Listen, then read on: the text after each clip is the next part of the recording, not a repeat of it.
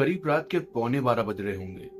अयान अपने गांव के सीमा पे बस टहल रहा होता है और उन लोगों पे हंस रहा होता है जिन्होंने उसे आज छलावा की कहानी सुनाई थी। आज गांव के कुछ बुजुर्गों ने अयान को छलावे की कहानी सुनाई थी। बुजुर्गों ने कहा, रात के समय गांव के सीमा पे घूमना बहुत ही खतरनाक है, क्योंकि वहां पे एक छलावा रहता है। उन लोगों को भटका के उस जंगल में ले जाता है और फिर उन लोगों की लाश ही मिलती है। ये सब बात को सोच के अयान हंस रहा होता है और ये पता करने की कोशिश कर रहा होता है कि क्या गांव की सीमा पे सच में रात में कोई छलावा है। तभी जब उसे कुछ नहीं मिलता, वो वापस अपने घर की तरफ आ रहा होता है। तभी जंगल के अंधकार से उसकी माँ की आवाज आती है। बेटा, इधर आ जा। बेटा, इधर आ जा। अयान बेटा। अयान ये सोच के बहुत ही ज्यादा डर जाता है, क्योंकि उसकी माँ तो घर पे सो रही होगी, तो उसकी माँ की आवाज यहाँ से कैसे आ रही है।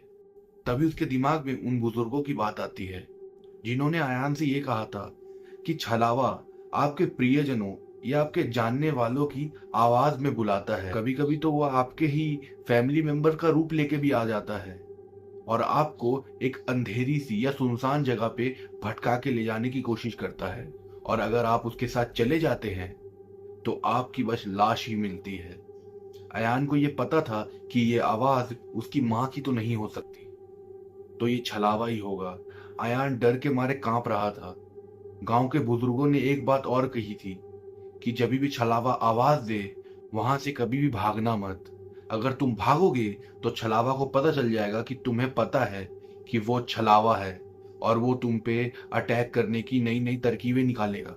इसीलिए जब भी छलावा आवाज दे, वहीं पर खड़े रहो और आस्ते आस्ते अपने कदमों को पीछे लो। अयान वही करता है।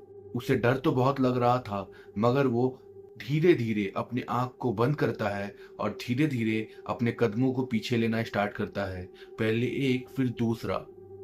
ऐसे करते करते अयान थोड़ी देर बाद बहुत दूर तक पहुंच जाता है और जब वो अपनी आंखें खोलता है, उसे कुछ भी नहीं दिखता। तभी जब वो पीछे मुड़ता है, उसे एक अजीब सा प्राणी दिखता है। ऐसा लग रहा था कि वो कोई हवा का बना हुआ है। उसकी दो आंखें चमक रही थी। अयान ये देख के बहुत ही ज्यादा डर जाता है और वहां से भागना चाहता है, मगर फिर रुक जाता है। उसे उन बुजुर्गों की बात याद थी कि उसे भागना नहीं है।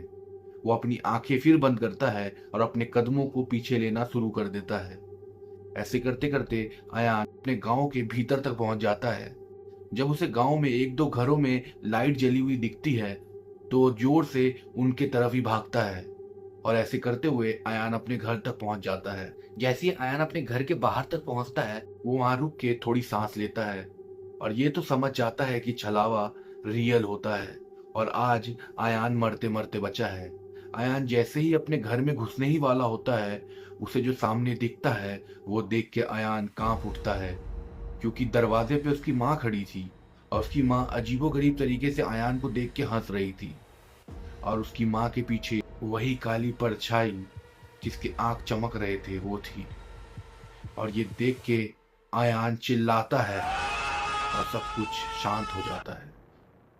तो क्या हुआ था अयान के साथ, आप मुझे कमेंट में जरूर बताइएगा। और अगर आपको ये कहानी अच्छी लगी है तो मेरे चैनल को सब्सक्राइब करें और इस वीडियो को ज्यादा से ज्यादा शेयर करें, क्योंकि हमें आपकी सपोर्ट की जरूरत है। तो चलिए मिलते हैं अगली वीडियो में, तब तक के लिए बाय।